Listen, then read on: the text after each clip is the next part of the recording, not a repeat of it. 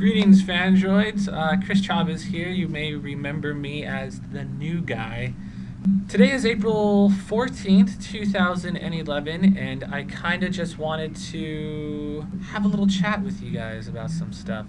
Now, as Phandroid continues to evolve and change with the times, I'm constantly looking to refine my role with the site. As it stands right now, I've kind of been hired as the night shift guy.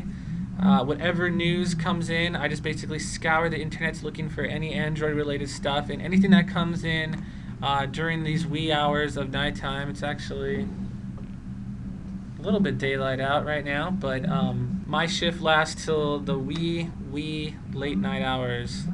Tonight I want to try something maybe a little bit different. Instead of writing up an article, I want to just make a video for everything that comes in, and at the end I will provide a bunch of links for my sources, and you guys can check them out on your own time, or maybe after my video you won't have to.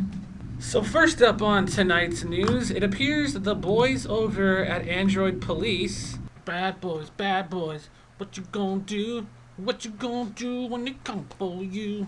Have found a vulnerability in the Skype app for Android, the one that you can get inside the Android market, and also the Skype app that was leaked from the Thunderbolt ROM. Now, I'm not really too much of the paranoid type. I have some friends that won't even open up a Facebook because they think the government is watching them, and I don't know, it's just showing off too much information to people and stuff. But I'm usually a little bit more laid back on the subject, but even this is a little bit weird for me. Apparently the Skype app for Android saves all of your contact information, your email address, home address, your telephone numbers, mobile phone numbers, whatever that you have in the Skype app.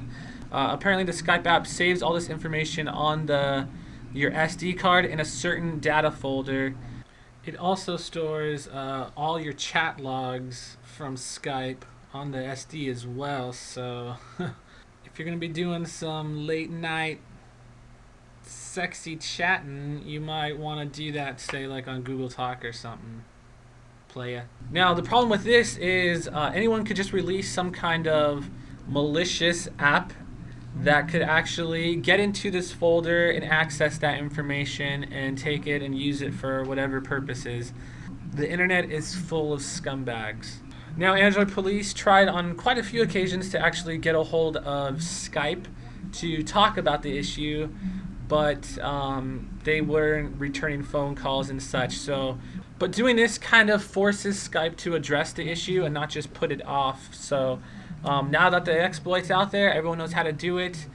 You can stop using the Skype app, and now Skype is going to have to patch things up. So as always, definitely be careful about what you install on your phone, and if you're downloading black market apps and stuff, probably not the smartest thing, because just like on your computer, they could be filled with all kinds of diseases and viruses and stuff that wants to steal your information. Reminds me a lot of my ex-girlfriend,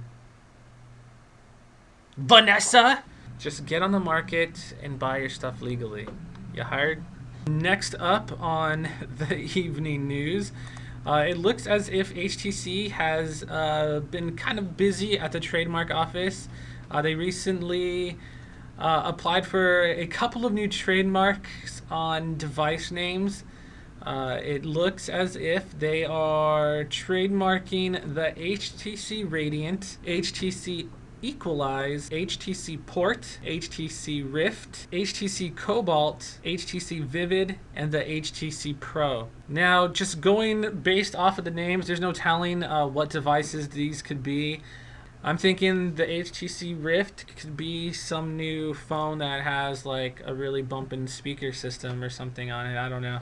But given HTC's current track record of adding the S at the end of some popular HTC phones like the Incredible S, the Desire S, it just sounds kind of funny. Incredibles, the Desires. Like, I have a feeling people are going to be walking into Best Buy asking for the Desires or the new Incredibles. What do you guys think is the best or the worst phone name you have ever heard. Leave your comments down below. And it looks like as the G2X and the G Slate are ever approaching their release date, it looks like LG and T-Mobile, they're having a launch party in NYC. They're calling it the Innovation Retreat, and it's going to happen April 20th at 7 p.m. So they're going to basically, I guess, announce and show off the new G2X and LG Slate tablet. So look for more news on that as we get closer to April 20th. And it looks like the popular Google Translate app for Android has just received an update. They've actually added spoken translations for 3 new languages: Japanese, Arabic, and Korean. And they've also improved quality of the spoken translations in 15 other languages like Russian, Chinese, Portuguese, and others. I think this is pretty neat because with my Asian fetish and my dreams of one day traveling to Japan, I can type something in like silky $1 and it will speak it to the person. In another interesting bit of news, it appears as if Google Maps has actually helped police solve a case. It looks like a lady went for a late night jog, never to return. When police went through the husband's computer, they actually found a bunch of cached image files from Google Maps showing the exact point to where he dumped her body. Now, of course, the husband maintains that someone came into his house and must have went through his Google Maps, which is just total BS to me. But officers, I have no idea how all that kiddie porn got into my computer.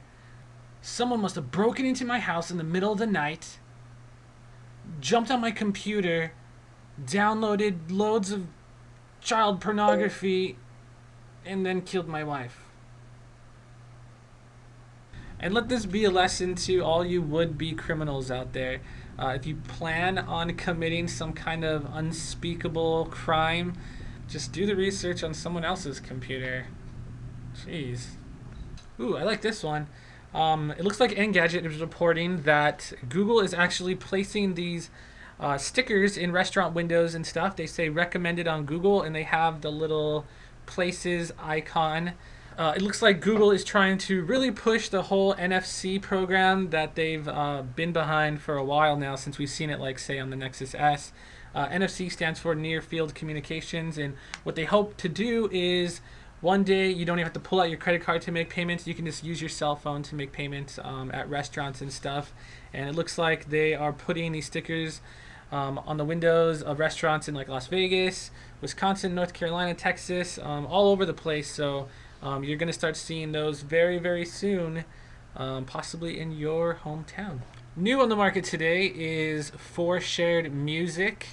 The popular file hosting site ForShared have actually released a ForShared app not too long ago, so it was fairly recently, and now they're releasing ForShared Music, which will basically give you 10 gigabytes of cloud storage to upload all your favorite hits, and then you could be able to stream them onto your device. So check that out in the market.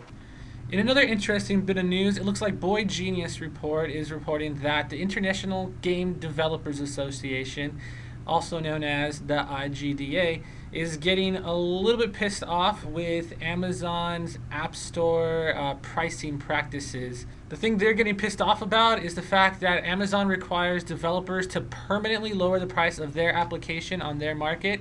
If the developer, say, lowers the price even temporarily on another market like the Android market, they're getting a little bit upset because they feel like if the Amazon App Store just gets really huge, it's going to be cutting in on their profits, and that's not really a good thing. So shame on you, Amazon.